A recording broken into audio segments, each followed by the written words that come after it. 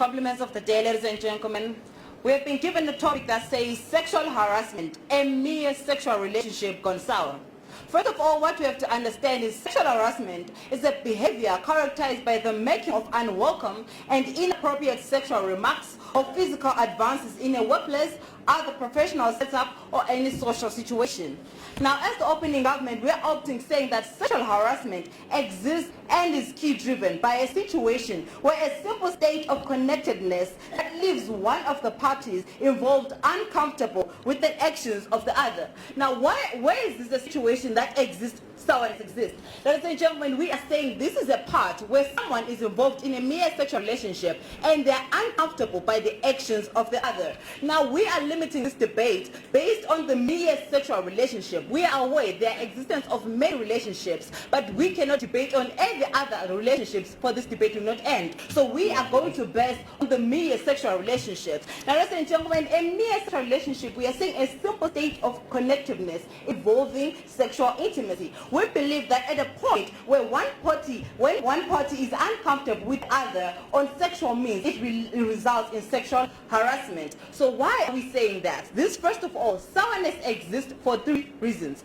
There is miscommunication. 2, existence of power dynamics, and 3, infringement of one sexual autonomy. So what happens is when you don't communicate with the other what you intend to do, 3/4 you do what other doesn't expect, and they feel like you have inappropriately related your means. So there is miscommunication within a relationship, and that drives sexual harassment. And second, the misuse of power dynamics. One thing we have to make sure between each other is that there is power dynamics existing with each and every relationship. There is one person who is more powerful than the other. Now, when that person starts making the other uncomfortable, they feel entitled to do so. Why? Because they're in the upper side of a relationship. And in that case, the other one is made uncomfortable, and it results in sexual harassment. And the other, ladies and gentlemen, our third argument is saying there is infringement of one's sexual autonomy. Now, ladies and gentlemen, if one feels like they're entitled to someone's rights, they feel like they have more power over them. Now, that relationship, automatically someone feels uncomfortable. And when they feel uncomfortable, but someone still pursues having their intentions on them, but they don't communicate. Now, one, there is miscommunication, there is use of power dynamics, and there is infringement on social autonomy. So what are we saying as the open government? We are saying that sourness leads to sexual harassment, even in a mere sexual relationship. When a relationship is existing in a sourness position, it results in sexual harassment. With this, I thank you. Thank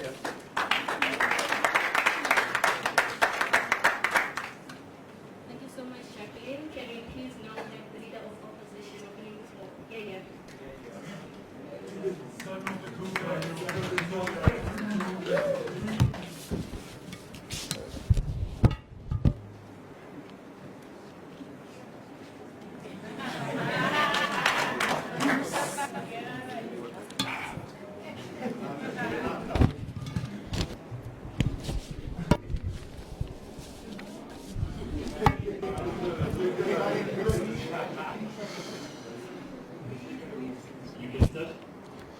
Panel, we draw back the government bench. We're going to force them to support us, but all we can do is just try to shed light by trying to knock a little bit of sense into their mind.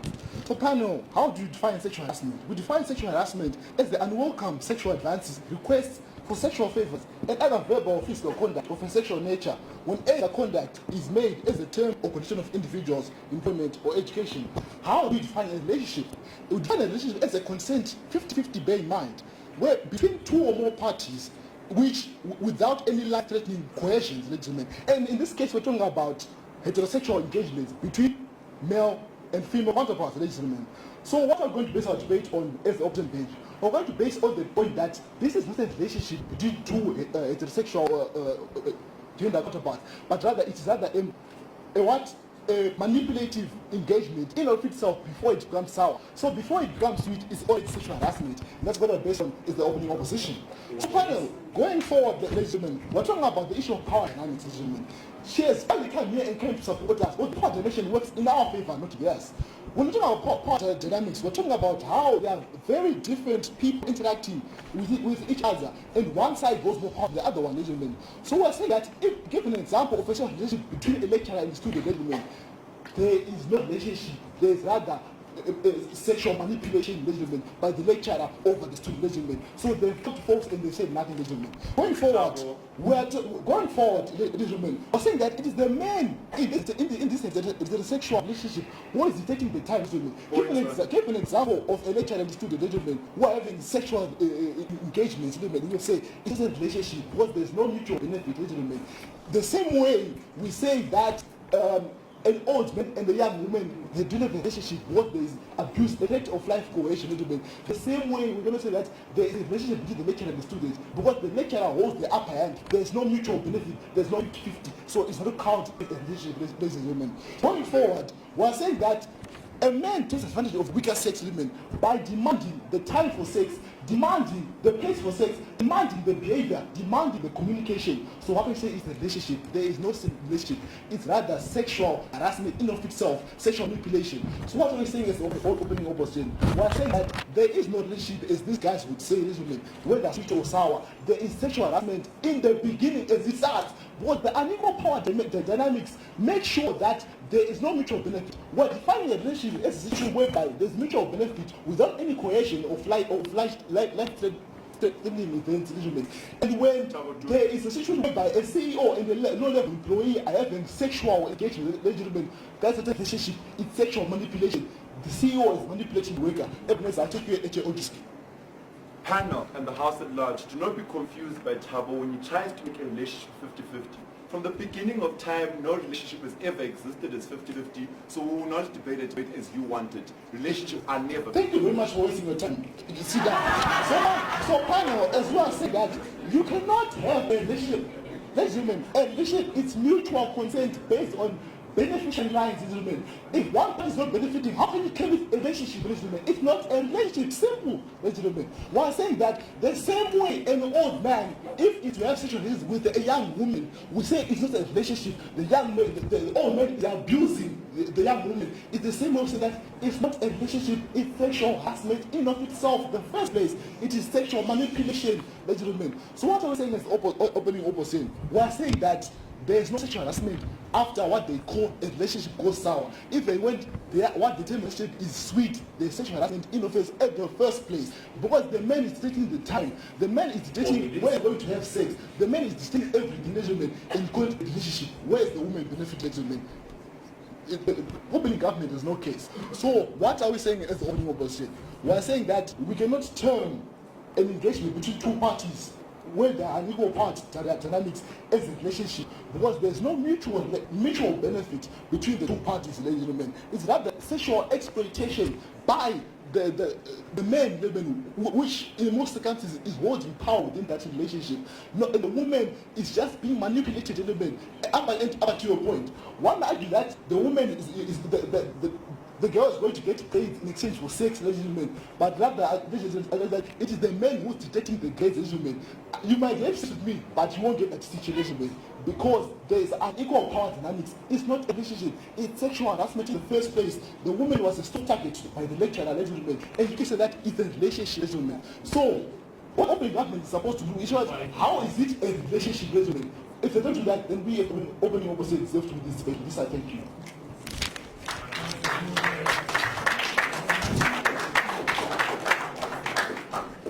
Thank you so much for your speech, Leader of Opposition. Now may I please call upon the Deputy Prime Minister to also certify the case of opening government. Here.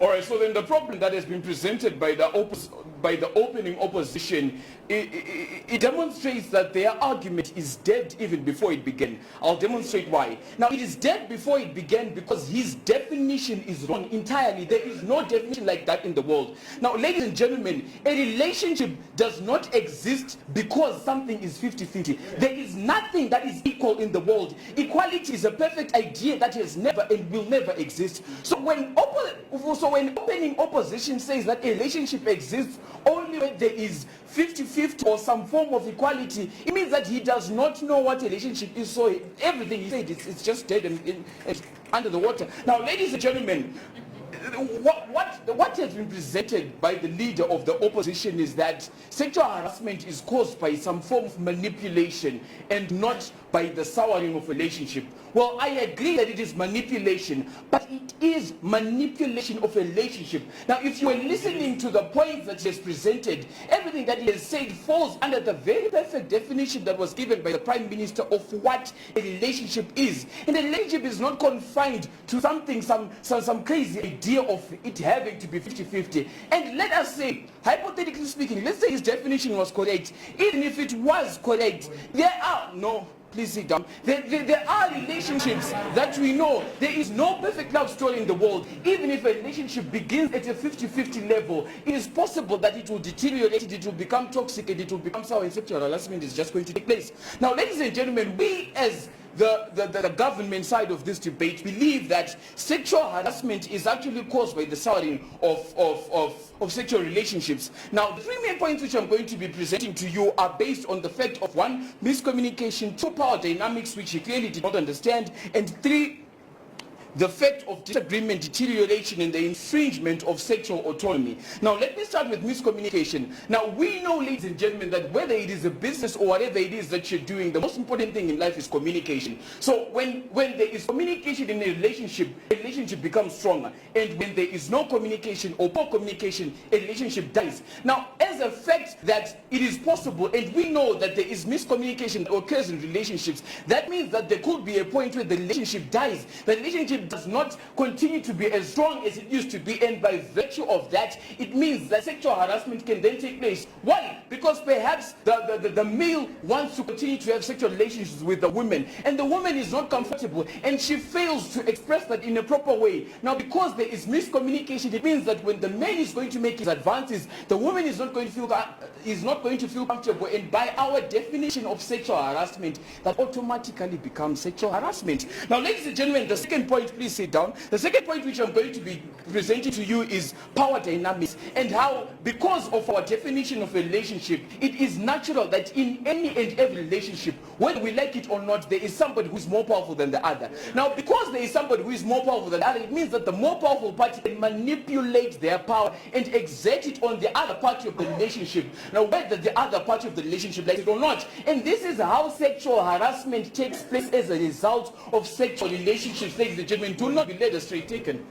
Only can strangers sexually harass people they don't know? Like, strangers are not in a sexual relationship. Now, according to the definition that we have provided, now, ladies and gentlemen, we are talking about people who are in an active and alive sexual relationship. Now, going back to my point, the power dynamics which I was talking about means that somebody is going to try and exert authority and control over the other person's sexual rights, which moves on to my third point, which is infringement of sexual autonomy. Ladies and gentlemen, when that power starts to operate, it means that one party is going to try to control and have rights over somebody else's rights. And the moment that you think your rights are more important than somebody else's rights, that is harassment. That is illegal. That is not allowed. And it has stemmed from a perfect sexual relationship, but it has turned into sexual harassment. Therefore, ladies and gentlemen, I believe that I have proven beyond reasonable doubt that sexual relationships can turn sour and deteriorate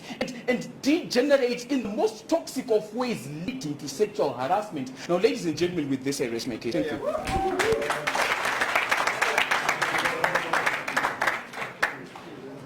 Thank you for your speech, Deputy Prime Minister.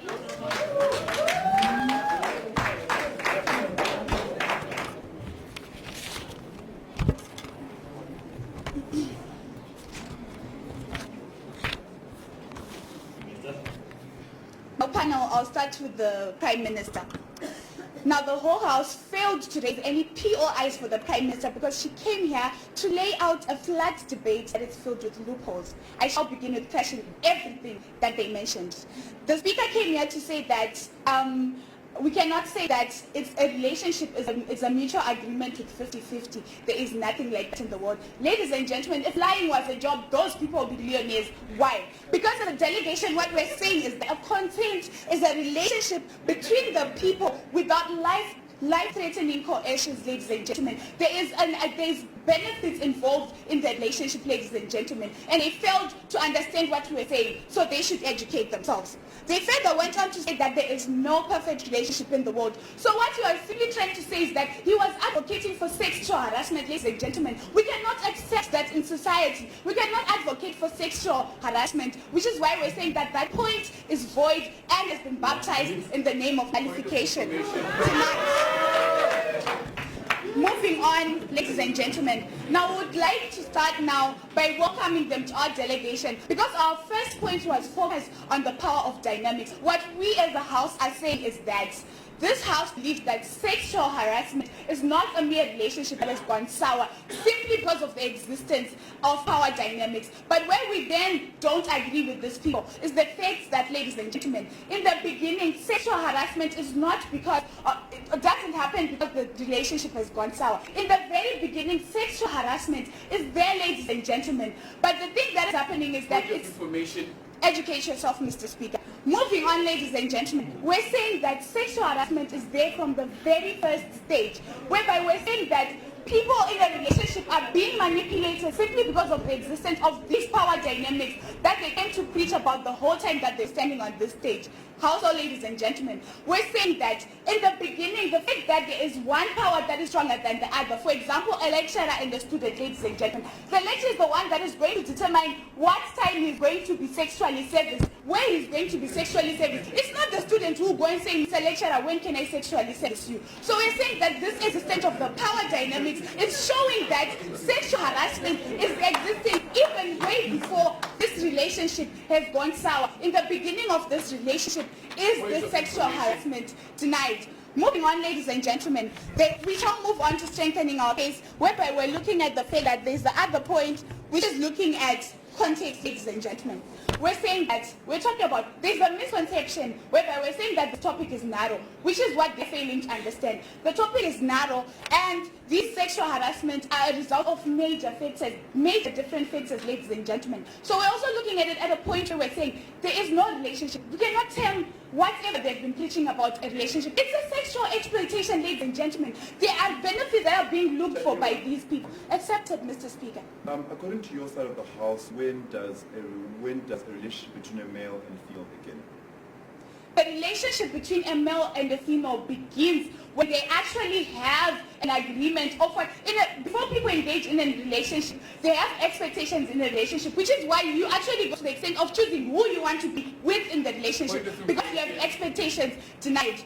Because you have expectations that you are expecting in a relationship, ladies and gentlemen. So what we're simply trying to say is that this is when a relationship begins. Thank you very much for that, POI, ladies and gentlemen. So what we're saying is that there's no relationship established whatsoever. Why? It's an exploitation, because the moment that a man sees that a woman, or rather when a woman sees that a man is not satisfying them in bed, right, they fail to exploit the idea that they thought they would find in that relationship, right? That's when you hear a man saying that you are not satisfying me in bed. Why? Because they failed to find what they were looking for in the exploitation. So it's not a relationship, ladies and gentlemen. It's an exploitation. So sexual harassment is a matter of exploitation and not a sexual relationship that has gone sour. Having said this, I believe that we as a delegation stand firm with the topic. Thank you. Thank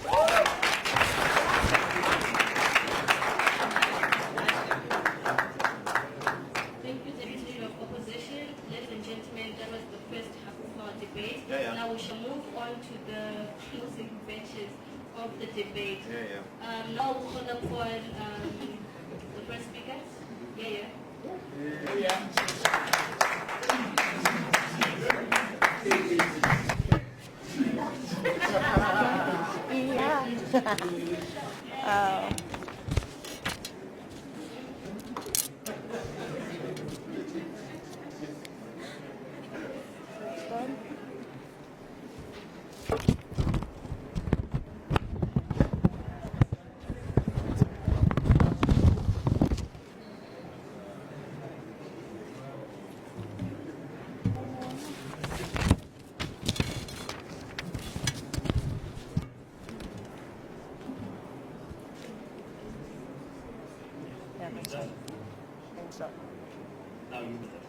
Okay, now ladies and gentlemen, the debate is now starting. First of all, we have been totally talking about different things. I'm going to start with the POI that my partner raised, which is when exactly does a sexual relationship or a relationship between males and female actually begin? This is since time immemorial in the Benin Guinea, ladies and gentlemen. This is when a sexual relationship between the men and the women begin. So as the closing opposition, and now bringing you to the debate, where we are coming in with the extension that what exactly is a sexual relationship and who exactly is involved in this sexual relationship, and we are saying this is the men and the women. There's been gender roles that have been allocated to men and women. These power dynamics they've been talking about, they've been allocating them to lecturers and students. But ladies and gentlemen, we are saying the power dynamics lie within men and women. We are saying there's now a toxic masculinity that is running in men when they feel like they need to sexually harass women. We're also saying now women are also upgrading, and they're now getting that masculinity as well, making it toxic and then actually sexually harassing men as well, ladies and gentlemen. So now, before I start with my positive matter, I'm going to start rebutting all these points that they've been trying to come up with and skewing you in the wrong direction. First of all, the relationship as a concern of 50-50, we've already disregarded this and put this in the bin. It cannot be 50-50, and this has been what has been on the ground since and forever, ladies and gentlemen. First of all, the power dynamics, like I said, it can be vice versa. It cannot be always the person in power. This is something that was trending yesterday on Twitter. They were not paying attention on social media. It can also be someone who doesn't have power, who can sexually harass someone who's actually in power, ladies and gentlemen. This is vice versa. They seem to have been staying just inside the box, and here we are outside the box with you, everybody else. Now, we go on to talk about how they do not understand that there are different types of relationships. They seem to be saying that only a sexual relationship can actually cause sexual harassment. But ladies and gentlemen, they're saying there's a professional relationship, a social relationship, a political relationship, a financial relationship, and then a sexual relationship, ladies and gentlemen. Therefore, they need to educate themselves on what exactly a relationship, right, ladies and gentlemen. We are also saying that, as I'll take you later, we are also saying that now as I get into my positive matter, ladies and gentlemen, that a marriage relationship doesn't mean something that is small and minute. It means something that can actually influence something. Can a relationship that is sexual influence a sexual harassment, sexual relationship, ladies and gentlemen? This is basic math. We're simply saying that as the closing opposition, that relationships between men and women can actually lead to sexual harassment. Now, we also raised the POI, whether strangers can a sexual relationship, and the answer is yes. Why? Because of this bare base that we've set for you and the foundation that there is a man and a woman. Once they are strangers and then they are men and women, there's already a relationship that has been established since time immemorial. I'll take you. Please comment on whatever to put in the relation that it is the issue of 50%. Okay, ladies and gentlemen, this is basic math and we understand that. Whether there is a mutual relationship, a mutual understanding or anything like that, we need to acknowledge the fact that there is this damaging and moral manipulation that is being used in the behavior that is being advanced towards not only women but as men as well. We are going to talk about how the research, ladies and gentlemen, and statistics, which are saying that the personality traits that are only going to be included in this power dynamics that we are saying, ladies and gentlemen, whether inferior or superior, that are going to be used when actually sexually harassing people, ladies and gentlemen. We're saying the foundation that is used in sexual relationship is, and that is used in sexual harassment, is a sexual relationship, ladies and gentlemen, that has deteriorated. It came from being sweet, being lovey-dovey, I'll take you later, and now it has deteriorated. It now has become sour, which has now led to sexual harassment, ladies and gentlemen. We are now saying this power dynamics between men and women, trying to emancipate ourselves, is now leading people actually thinking that they've got power and they don't have, or whether they have power or not. And we are saying this has led to the sexual harassment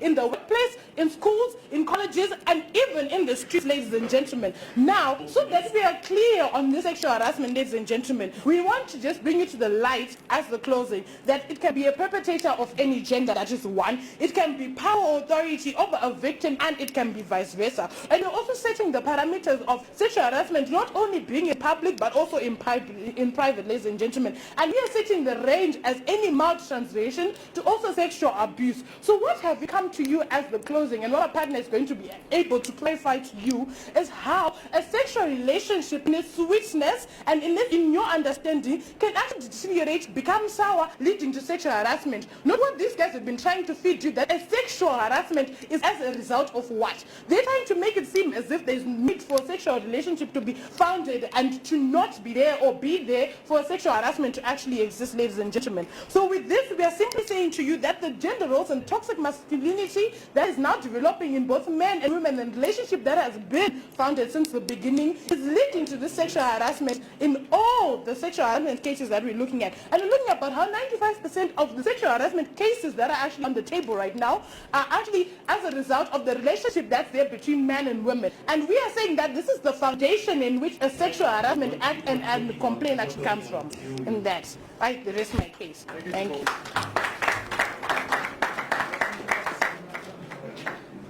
Thank you, Shiko, for your speech. Now we call upon those in opposition. Their first speaker. Yeah.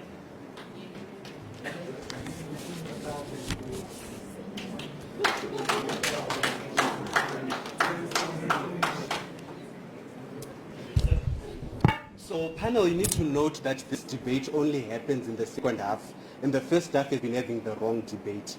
We need to clearly explain what the debate is about today.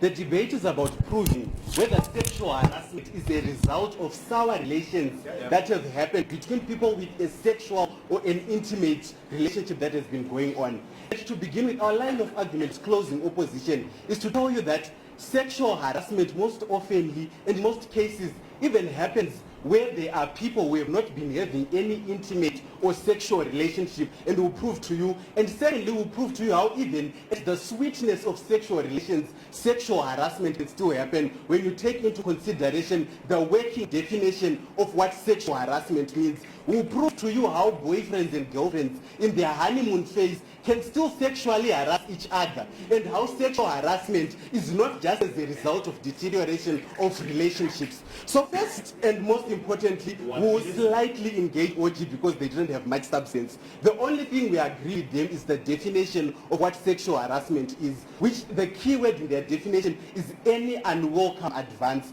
And so we'll prove to you how unwelcome advances can still happen between people who are agreeing in relationships. So, and when we'll talk about issues of consent.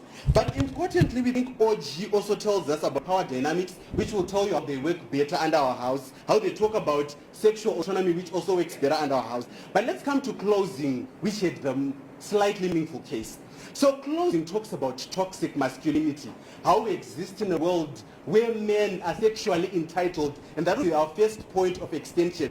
Firstly, sexual harassment happens because we live in a world where men are sexually entitled by patriarchy. What does this mean? It means as a man, I am brought up in a society where I am told that the woman's body should be objectified and women are symbols of sex. What does that mean? What it means is when I walk on campus and I see girls, when they wear short things, I assume that they are wearing them to sexually entice men around. What does that lead to? It leads to verbal harassment. Even if the girl is not in my class, is not my friend, is no one that I know. This is why young boys on campus walk around making sexual comments that are unwelcome to girls that they don't even know their names, that they don't even know their programs, that they don't even remember their faces after commenting their legs. Why? Because in extension we tell you that sexual harassment can still happen between strangers, between people who have not even shared a bed together, between people who have not even kissed. It still happens. We think government has a burden to prove that it is only merely sexual relations that have gone sour that lead to sexual harassment. But most importantly, when you look at power dynamics, we think even when you look at lecturers, it doesn't take a girl who has slept with a lecturer to be harassed. We think even lecturers that you have not slept with can harass you. We think lecturers that don't even know your name can harass you. Because most instances when girls wear short things to class, lecturers make perverted comments to girls that they don't even know their names, that they don't even know their reg numbers. Why? Because when you look at it, the power dynamics in society makes male lecturers think that they can say whatever they want because they are men. They think women wear clothes that are attractive to sexually entice men. So at that point, you would realize that there is no sexual relationship that has gone sour, that has led to this sexual harassment. But most importantly, I will give you something that is very intelligent. Let us look at the sexual harassment that happens to key populations. And I will prove to you how these key populations do not have any sour sexual relations that has attracted the harassment they get. Firstly, let's look at sex workers. When men pass by avenues, they make comments to sex workers. When men, look at key populations even, persons with disabilities, how at times they are harassed by people they have not even had sexual relations with. Let us look at the rising cases of how LGBT communities face corrective rape and face these unwelcome comments that they face on campuses or even in streets. These people have not slept with anyone or with anyone's boyfriend, but at the end of the day they still get these very unwelcome comments. So in short, what we tell you from closing opposition is that the idea that sexual harassment is driven by sour intimate relations is very false, because at most instances it is combi drivers, it is windies who sexually harass the girls we learn with. We tell you that it is people who work in university admins, it is school counselors who abuse us, whom we have not even slept with, or we don't even intend to sleep with.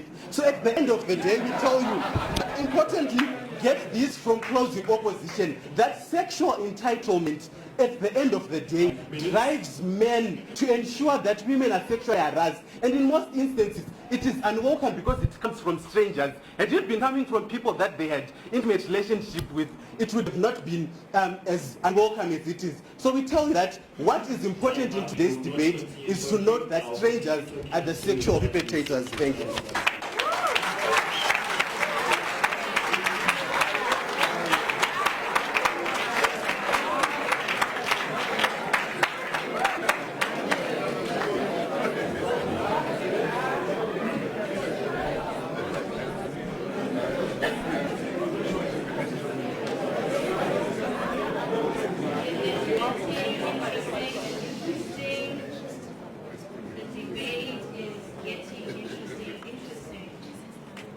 Thank you so much, First Speaker of Closing Opposition, for your very interesting speech, as we, as an extension of what the debate is also about. Now I will call upon the closing opposition second speaker, and I urge all closing second speakers that if you bring in new matter into the debate and you do not take POIs, that will be technically wrong, you will lose the debate. So if you bring in new issues, please take POIs so that the House can engage.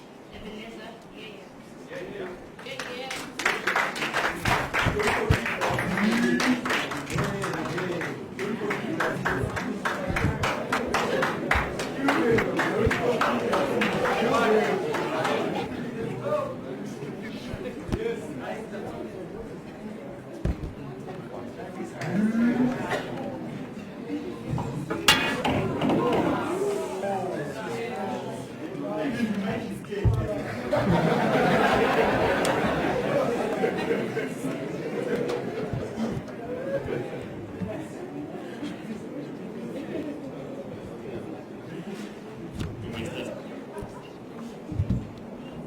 Ladies and gentlemen, only one true statement comes from Kudzi in the second half of the debate. Kudzi tells you that the debate starts when Chipo stands up to speak. A POI that I asked in the first half of the debate is the POI that's going to win us the entire debate, Chipo and I. The question that I asked was, when does a relationship begin? When does a sexual relationship begin? From opening opposition all the way to Kudzi, they all failed to answer that important question. And the team that best answers that question is the team that wins this debate. Chipo, when she stands up, comes and tells us that the relationship has begun since time immemorial. So it means that as closing government, we're not looking at such a relationship as myopic as opposition are looking at it in terms of if I kiss so and so. We think a sexual relationship is a relationship that has existed between the two sexes. We think a sexual relationship is a relationship that exists between the two genders. And we're saying that relationship that has existed between the two genders and the two sexes is a relationship that is soured. And because that relationship is soured, therefore there has been, this is the cause of sexual harassment. The debate has begun, ladies and gentlemen. Welcome to the debate. Our extension to this debate was never about whether or not a person has been kissed or whether or not a person has slept, as Kudzi tried to make this debate about. When Chipo comes up and stands to tell you, we think that the relationship that has been soured is not a relationship between whether I know you or not. We think that knowing has existed when you were born, when you're socialized in the system of patriarchy, when you're told that this is a male or this is a female.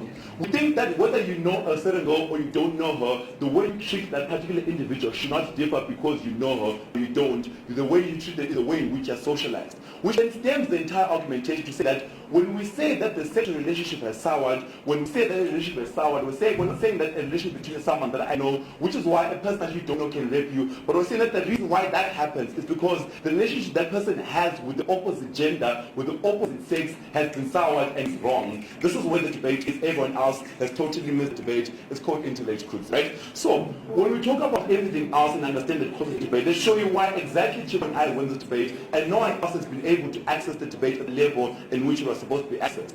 We think that the level that deteriorated is the way in which our society and patriarchy is raised.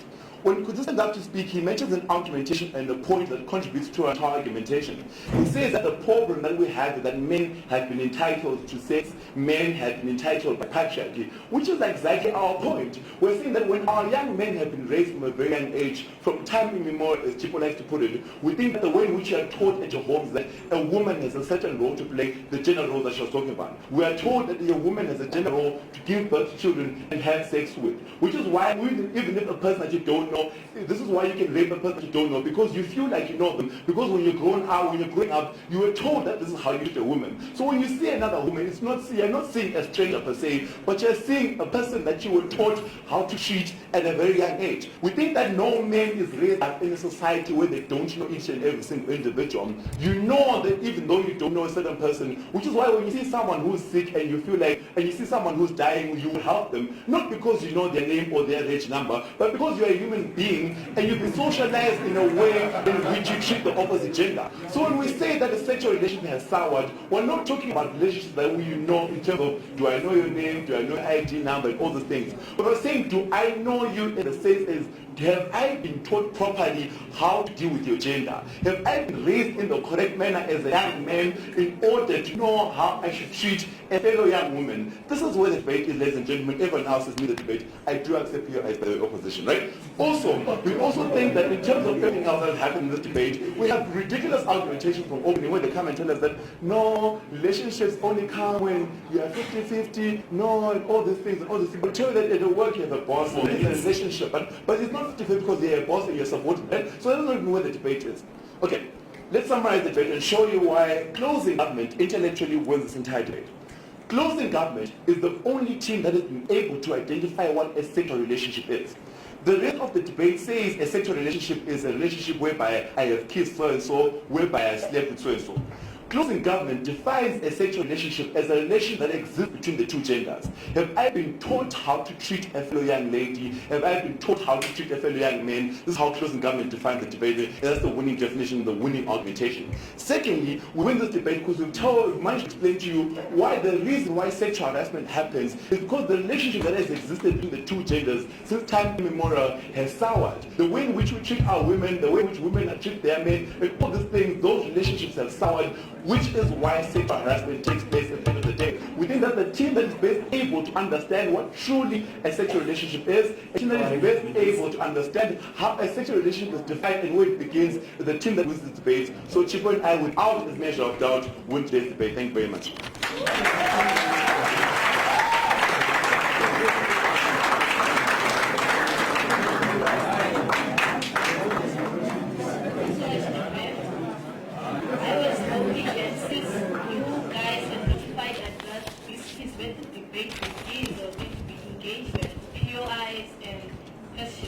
Nevertheless, can you please have our second speaker for closing oppositions repeat this debate?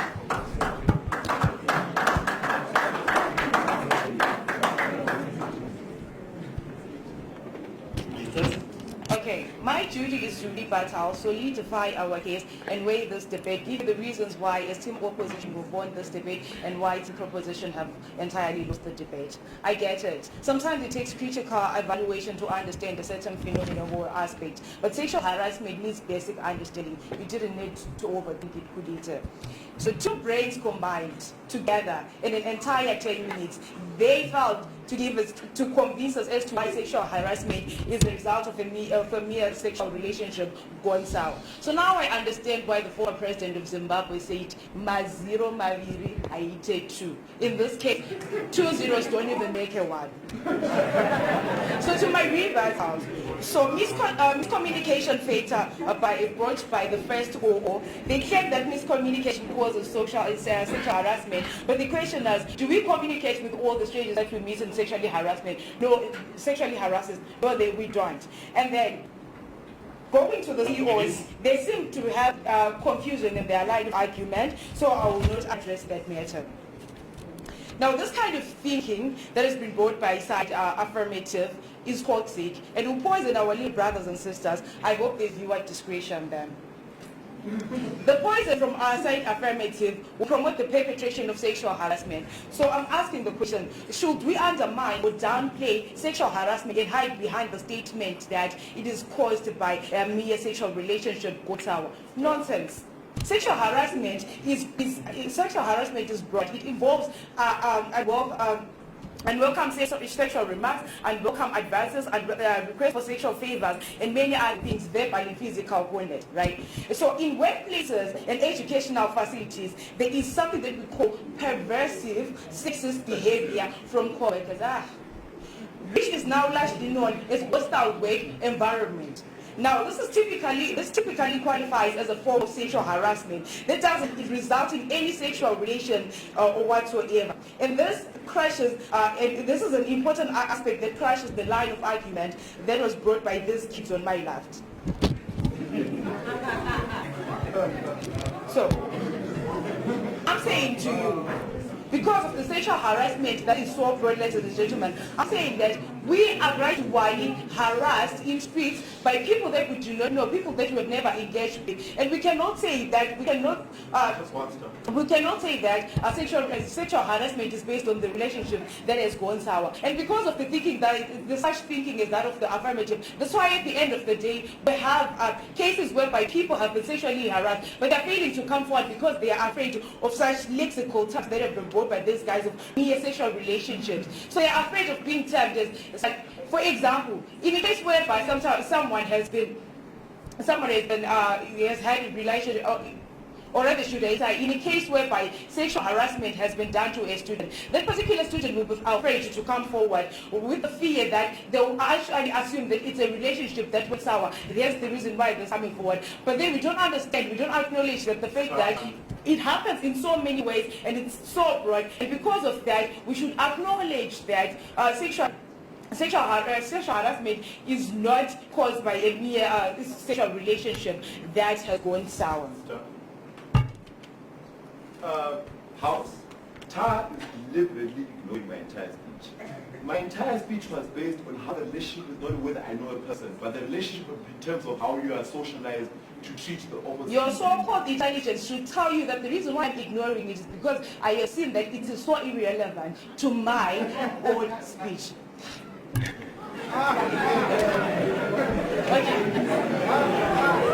So right now, I want to tell you that the reason why the side opposition will win this debate is because we gave you the full overview of sexual harassment, and we filtered the charm and the poison you were fed by the side affirmative, right? The proposition made the mistake that the big mistake was characterizing sexual harassment as an exclusive matter of sexual relationship or sexual relations one hour.